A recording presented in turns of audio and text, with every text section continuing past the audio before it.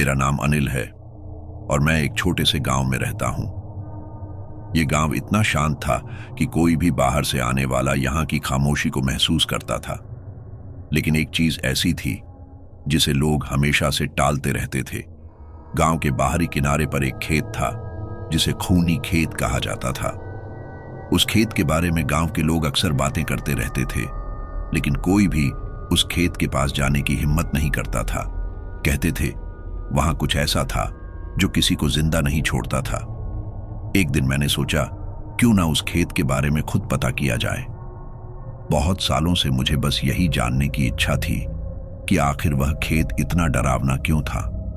गांव के पुराने लोग बताते थे कि वह खेत पहले किसी जमींदार रघुनाथ सिंह का था, जो अपने समय में बहुत ही क्रूर और निर्दयी आदमी था। वह बहुत से मजदूरों और किसानों को बेवजह मार डालता था।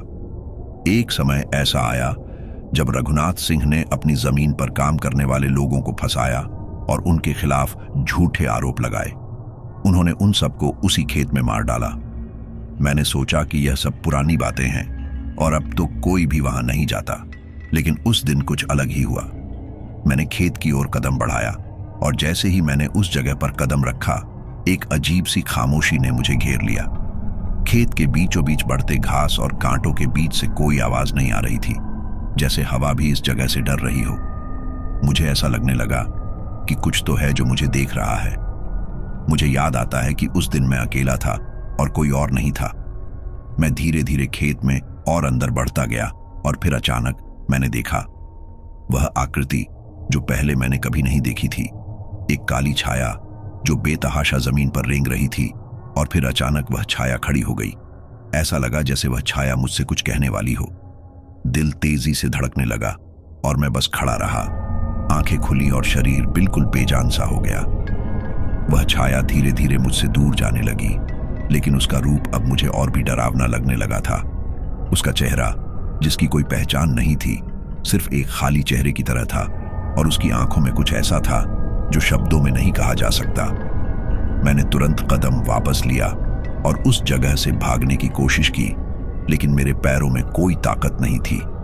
जैसे ही मैं पीछे मुड़ा, एक तेज सरसराहट सुनाई दी और फिर वह सांप जैसी आवाज सुनाई दी जो धीरे धीरे मेरी कानों में गूंजने लगी। मेरे शरीर में एक ठंडी लहर दौड़ गई और तभी मुझे समझ में आया कि कुछ गलत हो चुका था। मुझे कुछ नहीं दिख रहा था, लेकिन मुझे यकीन था कि वह वहां था, कहीं आसपास। उस खौफनाक खेत में उस घड़ी ने समय को बिल्कुल रोक लिया था। मेरी सांसें बहुत तेज हो गईं और मैं तेजी से वहां से भागने लगा। लेकिन जैसे ही मैंने खेत से बाहर कदम रखा, मुझे लगा जैसे कुछ मुझे पीछे खींच रहा हो। यह सिर्फ शुरुआत है, मैं खुद से बड़बड़ाया, लेकिन मुझे यह नहीं पता था कि यह रात मेरे लिए कितनी खौफनाक साबित होने वाली थी। रात के घने अंधेरे में खेत से बाहर निकलते वक्त मेरे शरीर में जो डर समा चुका था, वह अब तक नहीं उतरा था। मैंने अपने पैरों को मजबूती से उठाया और गांव की ओर दौड़ने लगा, लेकिन जितनी दूर मैं खेत से हटता जा रहा था, उतना ही वह डर मेरे अंदर समाता जा रहा था।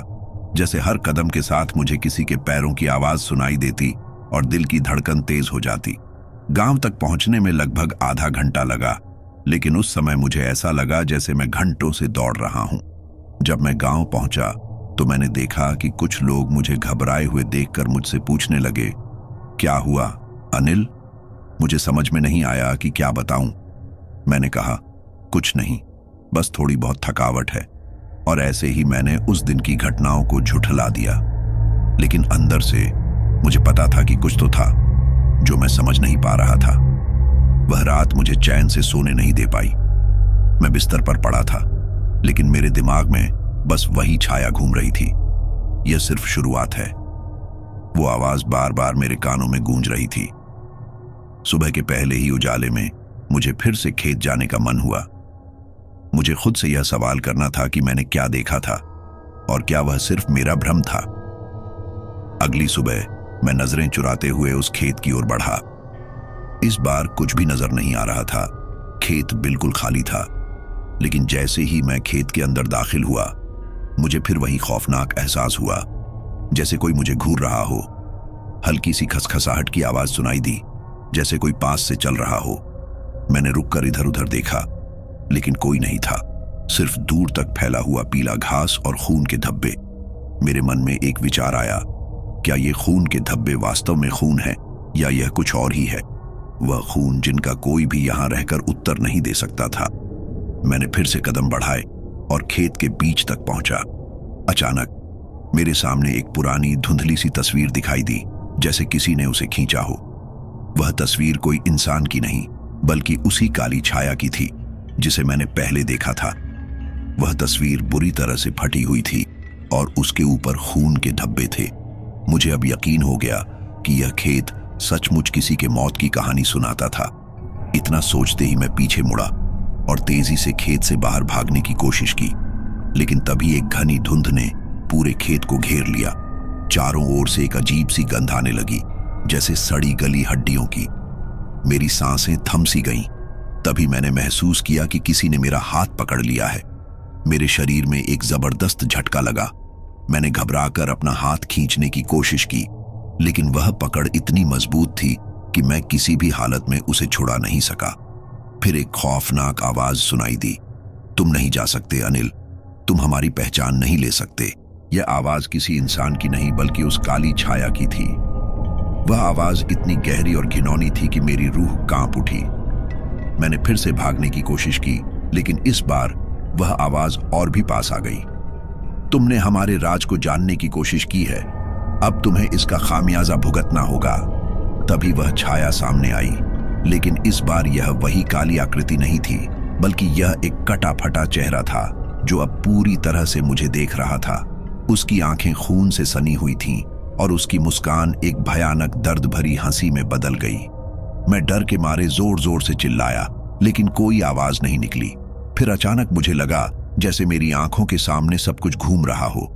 मुझे ऐसा महसूस हुआ जैसे मैं उसी जगह पर फंस गया हूं जहां से बाहर निकलना अब नामुमकिन था। फिर एक पल के लिए सब कुछ शांत हो गया। वह छाया अचानक गायब हो गई और मुझे फिर से कुछ समझ में नहीं आया। लेकिन तभी मेरे पैर खुद ब खुद उस खून से सने खेत के अंदर और गहरे चले गए। मुझे महसूस हुआ कि अब मैं उस जगह में पूरी तरह से फंस चुका था और बाहर जाने का रास्ता शायद अब कभी नहीं मिलेगा। मैं अब पूरी तरह से डरा हुआ था। खेत के अंदर की घनी धुंध, खून से सने धब्बे और वह कटी फटी आकृति जो मुझे अपने पास महसूस हो रही थी, मेरे शरीर में एक अजीब सा संकोच भर रहे थे। जैसे जैसे मैं और अंदर जा रहा था, वह कटी फटी छाया मुझसे और भी करीब हो रही थी। अचानक एक तेज आंधी आई और उस कटी फटी चेहरे ने एक और डरावनी हंसी में तब्दील हो गई। तुम कभी नहीं भाग पाओगे अनिल, वह आवाज फिर से सुनाई दी। इस बार वह बहुत पास आ चुकी थी। मैं समझ नहीं पा रहा था कि वह आवाज कहां से आ रही थी, क्योंकि छाया अब बिल्कुल सामने थी और उसके बाद सिर्फ अंधेरा था। मेरे शरीर में एक जबरदस्त ठंडक दौड़ रही थी। मेरा दिल तेजी से धड़कने लगा और कदम रुकने लगे। मुझे ऐसा लग रहा था जैसे समय थम गया हो और मैं अब एक ऐसे जाल में फंस चुका हूं जिससे बचना अब नामुमकिन है। एक घड़ी में सब कुछ बदल गया था।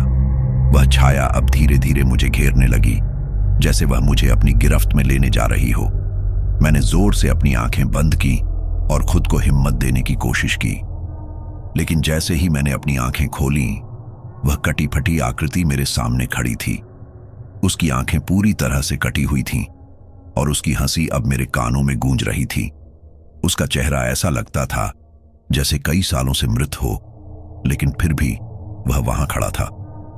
मेरे अंदर एक डर था जो किसी भी शब्द से बाहर नहीं निकल सकता था।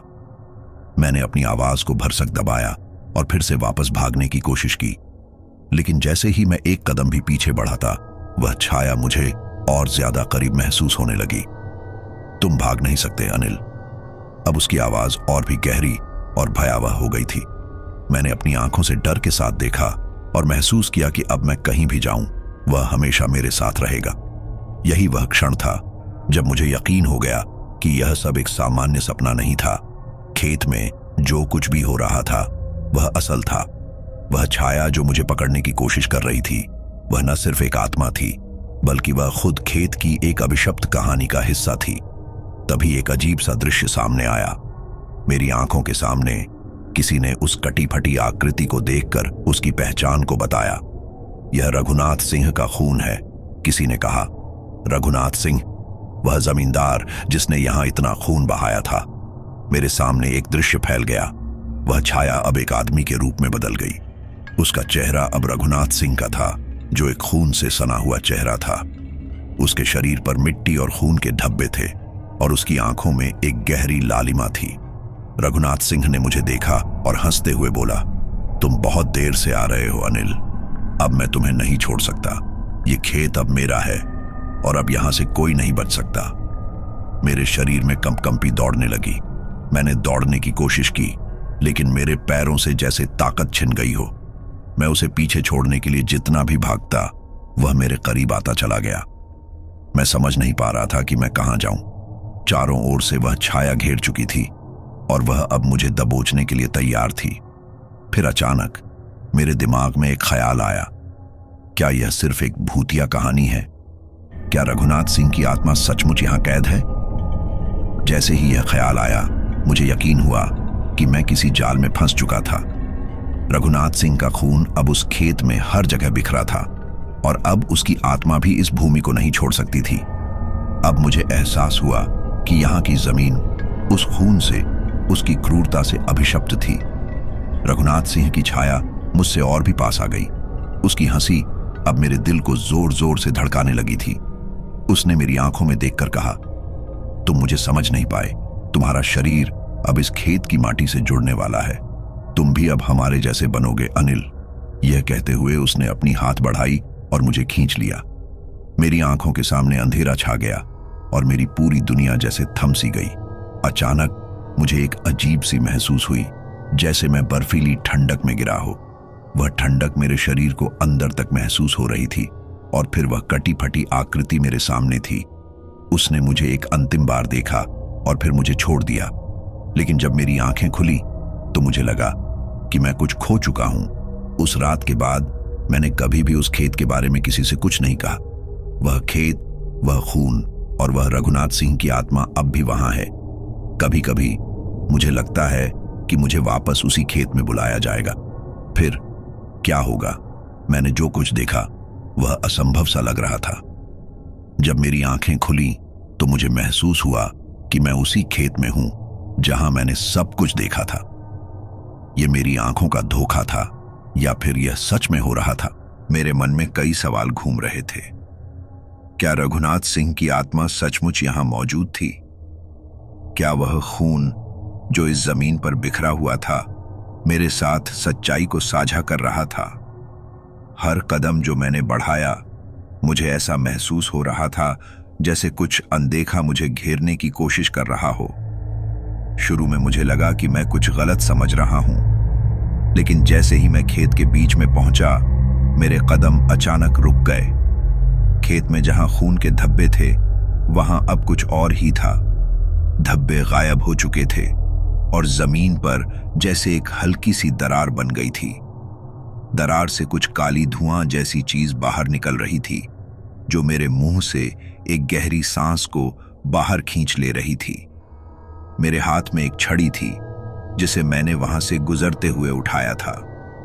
वह छड़ी अब किसी पुरानी और खतरनाक शक्ति का एहसास दिला रही थी। मैं कुछ समझ नहीं पा रहा था कि यह क्या था, लेकिन मुझे लगने लगा कि अब यह कोई सामान्य खेत नहीं था। आश्चर्यचकित होते हुए मैंने फिर से अपनी ओर देखा। मेरे चारों ओर के दृश्य ने अचानक एक भयानक मोड़ लिया। धीरे धीरे जमीन पर उभरी दरार से खून की धाराएं बहने लगीं।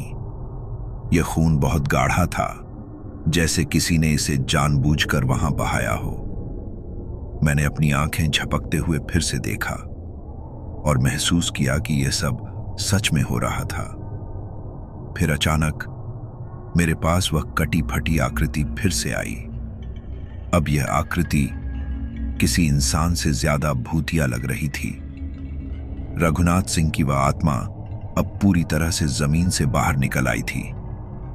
उसकी आंखें पूरी तरह से चमक रही थीं और उसका चेहरा इतना विकृत हो चुका था कि उसे देखना भी मुश्किल था।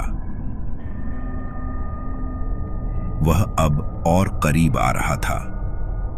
उसकी आवाज में कोई गहरा खौफ था।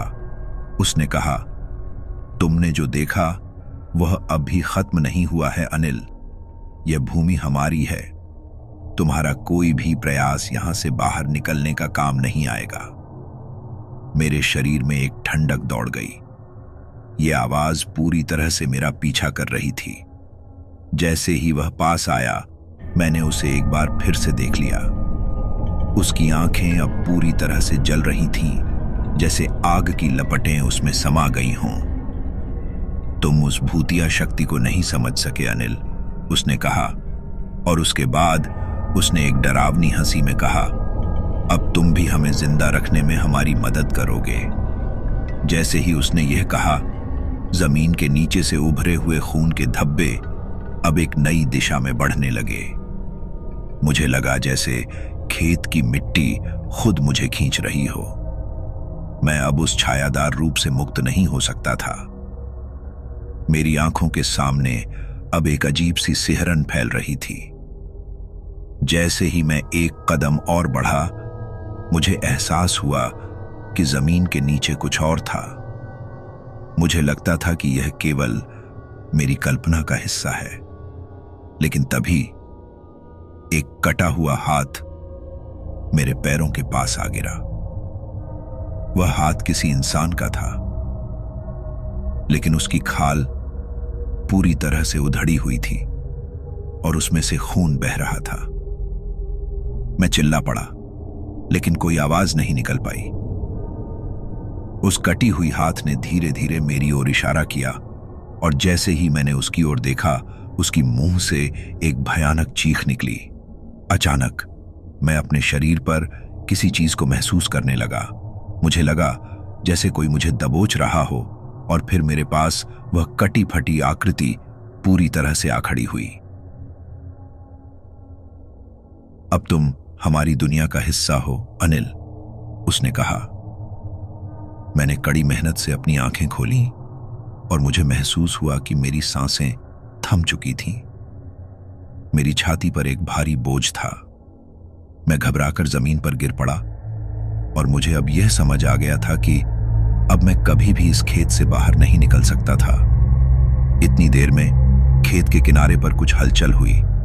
अचानक एक पुराना आदमी, जिसका चेहरा भी लगभग उतना ही खून से सना था, मेरे पास आया। उसने अपनी आंखों में गहरी चिंता और घबराहट के साथ कहा, तुम इसे नहीं समझ पाए बेटा। यह भूमि अब तुम्हारी नहीं रही। यह पहले से ही एक अभिशापित भूमि है। वह आदमी फिर चुप हो गया, और जैसे ही वह मुड़ा, मैंने देखा कि उसकी खोपड़ी पर गहरी दरारें थीं, जैसे वह जीवित होते हुए भी मर चुका हो। मुझे और भी डर लगने लगा था, लेकिन फिर भी मैंने एक कदम आगे बढ़ाने की कोशिश की। तभी वह आदमी फिर से मुड़ा और बोला, अब तुम हमारी दुनिया में हो, तुम बच नहीं सकते। अब मैं पूरी तरह से समझ चुका था कि यहां की जमीन पर जो भी रक्त बहा था, वह किसी का सामान्य खून नहीं था। वह रघुनाथ सिंह के द्वारा बहे खून से जड़ी हुई एक सदी पुरानी आत्मा का हिस्सा था, जो अब इस भूमि के हर अंश में समाई हुई थी। और अब यह सब मुझे अपनी ओर खींच रहा था। जैसे ही मैंने अपना ध्यान हटाया और कुछ और देखने की कोशिश की, मैंने देखा कि खेत में हर जगह मांस के टुकड़े बिखरे पड़े थे। यह दृश्य इतना भयानक था कि मेरी आत्मा तक कांप गई। और वह आदमी, वह कटी फटी आकृति और वह खून से सना हाथ अब मुझसे कुछ ही कदम दूर थे। मुझे लगा कि इस बार मैं सचमुच नहीं बचूंगा। अब उस खेत से निकलने का कोई रास्ता नहीं था। मुझे अब समझ में आ चुका था कि यह खेत, यह जमीन और यह खून, यह सब कुछ कभी खत्म नहीं हो सकता। यह किसी नरक से कम नहीं था, और अब मैं इसका हिस्सा बन चुका था।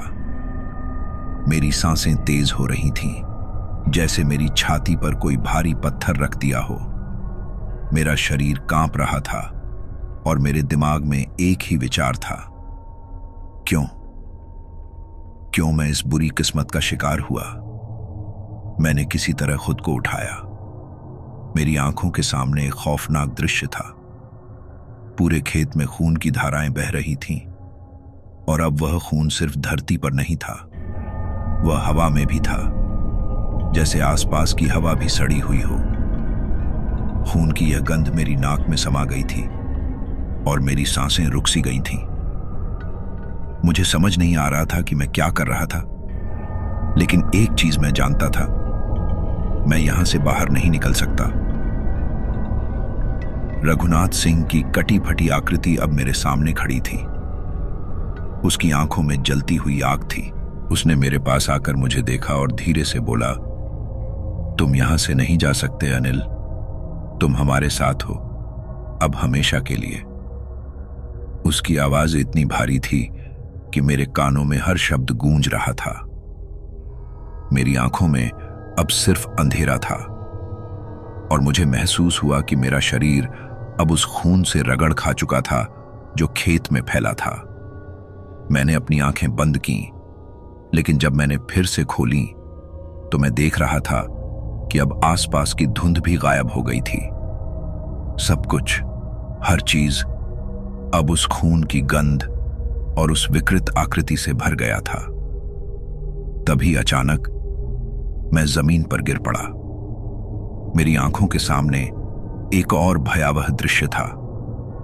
वह कटी फटी आकृति अब मेरे पास थी और उसकी आंखों में अब कोई भावना नहीं थी। वह सिर्फ मुझे घूर रही थी, जैसे मुझे निगलने का इंतजार कर रही हो।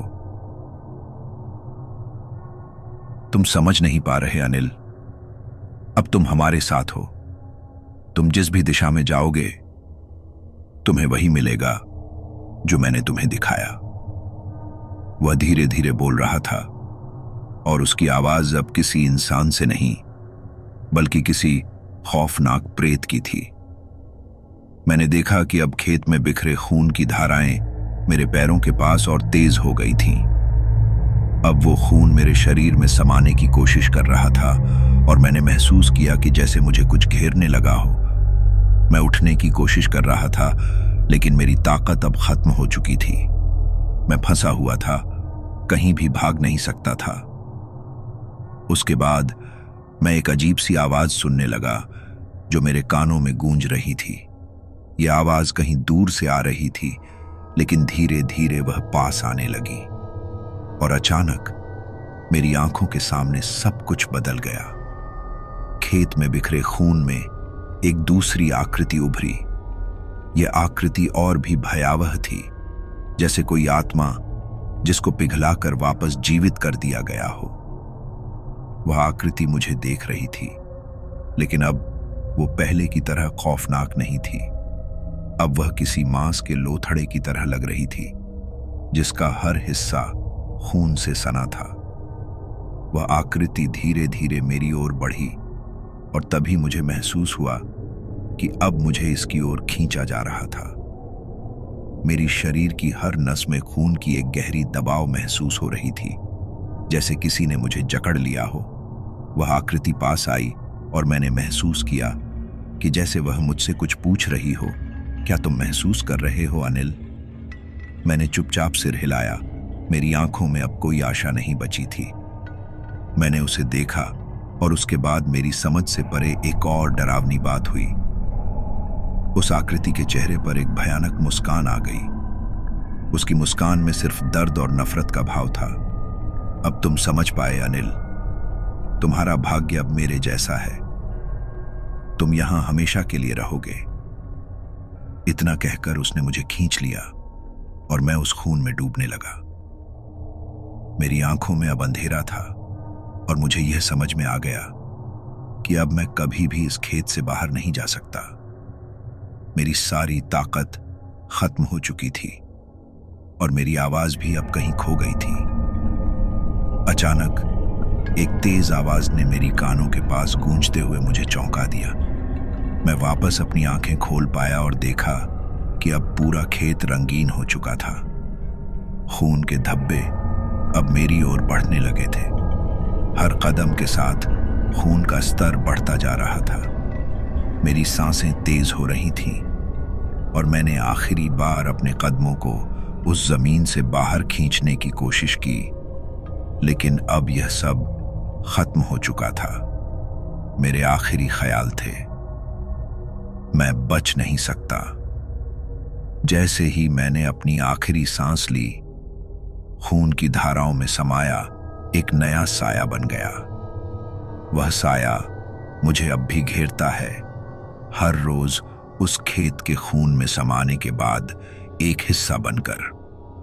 और आज जब लोग उस खेत के पास से गुजरते हैं, वे कहते हैं कि वहां अब भी एक खौफनाक साया घूमता है जो किसी को भी वहां से गुजरने नहीं देता। पक्के नरेन के शिव अनिल का साया है, जो अब उस रक्त भूमि में सदा के लिए खो गया है।